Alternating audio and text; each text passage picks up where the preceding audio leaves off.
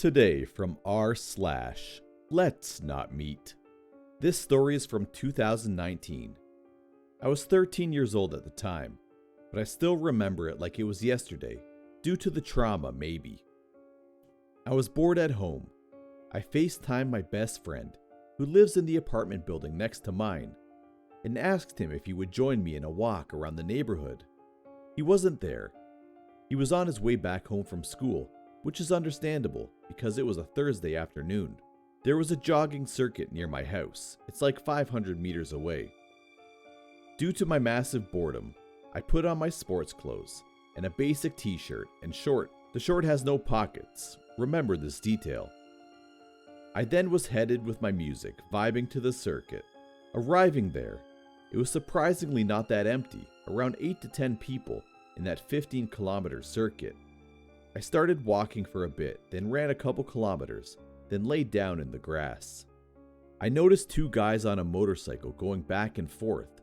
I didn't really care that much since I was FaceTiming my two best friends.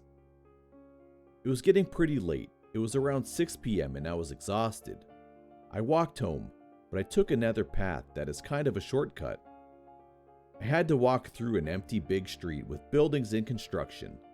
I took the same path many times before with no problem. I had a feeling that someone was watching me and following me. I turned around and noticed the same two guys on that motorcycle heading towards me. I whispered to my friends on FaceTime that something weird was going to happen, and they have to cut off their mics and focus with me. The guys came by, and one of them asked me where the nearest barbershop was. Out of stress, I gave them a random location. While the rider of the bike asked me about the barbershop, my right eye twitched and unfocused. I do have this ability, but I was still able to see with it. I saw in the bike's rearview mirror that the other guy was trying to look at where my phone was located.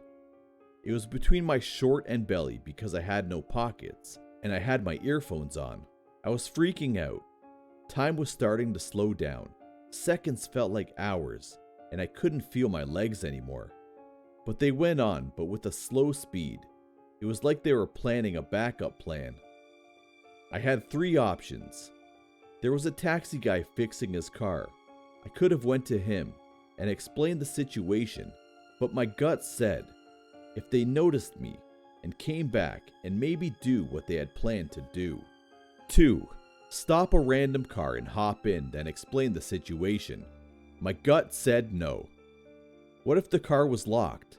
Plus the guys would have noticed that I knew what they were planning to do and came to me after the random car will go. 3. And this is what I chose. Run in the opposite direction into the traffic and take the path that I came by. I instinctively ran for 5 straight minutes. Couldn't do it anymore. I entered a field and started running again towards some slums. I looked back and I saw the guys coming after me into the field, and one of them was shouting, "Just stop, we want to know where the barbershop is." There's one thing about me, and it is that I always trust my gut, and it said no, run as fast as you can or you will die today. And that's what I did.